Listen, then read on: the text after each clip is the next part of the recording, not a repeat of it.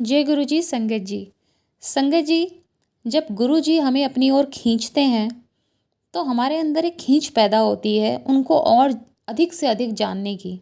ऐसा ही मेरे साथ भी हुआ सन 2022 में, जब बहुत ही ज़िंदगी में उतार चढ़ाव आ रहे थे। तो बस गुरु जी ने मेरी मेरी तरफ अपना हाथ बढ़ाया, उन्होंने मुझे खींचा। और उस दिन जब मैं सोच रही थी रात में कि मैं कहाँ चली गई थी, ये कौन थे, ना कोई प्लानिंग थी इनके पास जाने की, ये गुरु जी हैं कौन, मैं इनके पास पहुँची कैसे। तब मैंने यूट्यूब पे स्क्रॉल करनी चीज़ें शुरू करी और फिर बहुत सारे सत्संग सुनती चले गई और एक एडिक्शन सा हो गया, जिसे कह लीजिए एक मोह, एक खींच। और मैं उनको जानने की कोशिश करती रही और वहाँ से वो लगाव, वो उन पे ट्रस्ट बनना शुरू हुआ। और ऐसा ही हम सबके साथ होता है।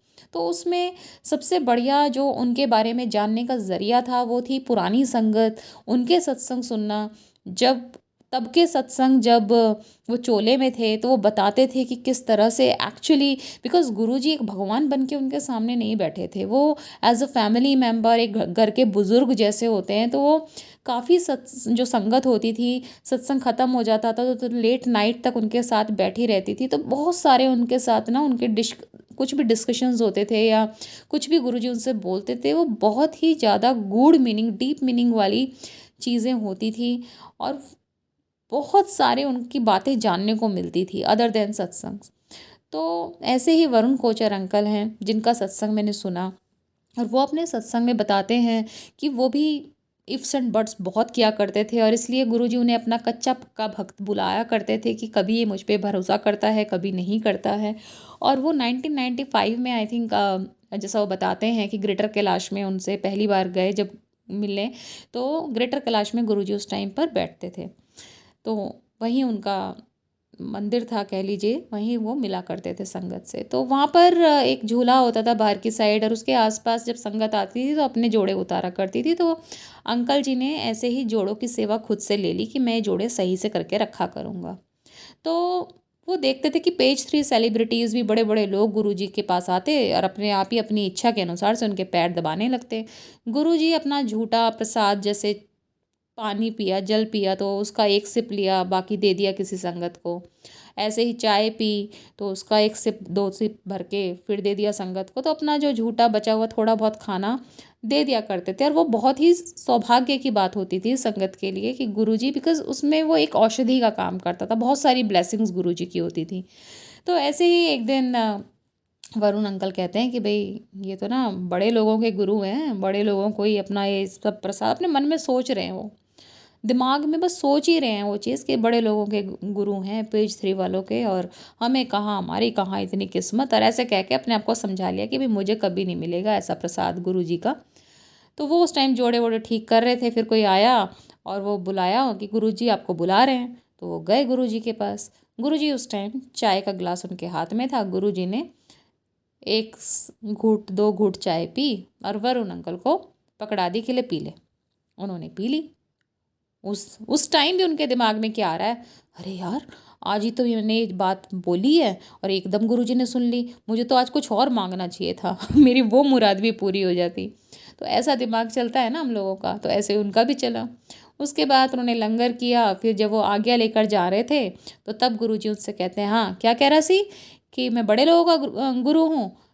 तो कहते हैं मैं, बड़े लोग ना मेरे से कुछ नहीं निकाल सकते। तो वो कहते नहीं नहीं गुरुजी, मैंने ऐसा कब कहा, नहीं तू कह रहा सी टाटा बिरला का गुरु हूँ मैं, कि टाटा बिरला मेरे पास आके कुछ नहीं निकाल सकते हैं।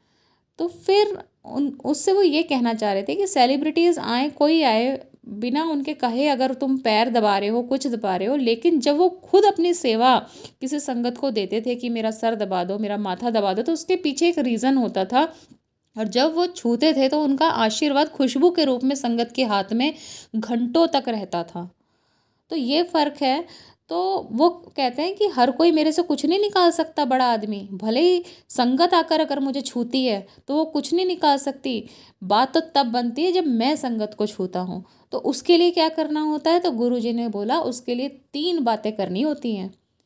पहली बात जो होती है उसके लिए वो होता है मेरे से कनेक्शन बनाना। तो अगर मेरे से कनेक्शन ही नहीं है तुम्हारा तो तुम्हें मेरे से कुछ नहीं मिलने वाला।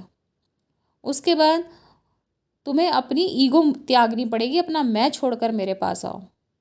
तो वो जो मैं छोड़ो, कि वो मैं कैसे छोड़ो, उसे तो बड़ा छोड़ना मुश्किल होता है। अंकल ने बोला कि वो मैं कैसे छूटेगा। कहते हैं जिस दिन तुम मांगना बंद कर दोगे उस दिन मैं अपने आप छूट जाएगा।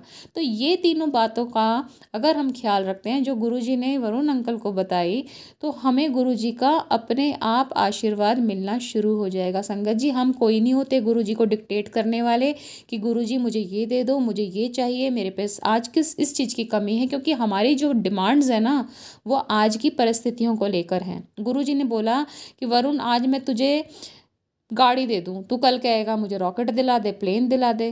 तूने कहा छोटी गाड़ी है, मैं बड़ी गाड़ी दे दूँ। बड़ी गाड़ी देते ही तेरा एक्सीडेंट हो जाए चौराहे पे जाके, तो उसका फ़ायदा क्या हुआ।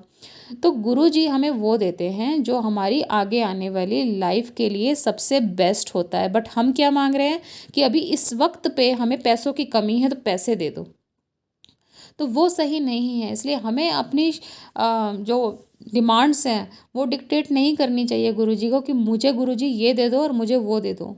गुरुजी कहते हैं कि मैं तुम्हें वो दूंगा जो तुम्हारी नीड होती है, जिसकी बगैर, जिसके बिना तुम सरवाइव नहीं कर सकते। लेकिन अगर तुम्हारी जो वांट्स हैं मैं उन्हें ही पूरा करने लग जाऊं, तो उन वांट्स की कोई भी सीमा नहीं है कि आज ये चाहिए, कल वो चाहिए, परसों फलाना चाहिए। तो वो सब चीज़ें नहीं। नीड अलग है, वांट्स अलग है, वांट्स की कोई भी लिमिट नहीं है। तो बस कहने का तात्पर्य यही है कि ये तीन जो चीज़ें गुरुजी ने बोली थी अंकल को, वो चीज़ करके तो देखिए, डायरेक्ट कनेक्शन बनाइए गुरुजी से, मैं त्याग दीजिए और मांगना छोड़ दीजिए। गुरुजी की ब्लेसिंग्स हर वक्त हमारे साथ होंगी। हमारी ज़िंदगी को कैसे कलरफुल बनाना है, रंगीन बनाना है, उसमें कैसे रंग भरने हैं, कैसे उसको सही दिशा देनी है, वो सब फिर गुरुजी पर छोड़ दीजिए।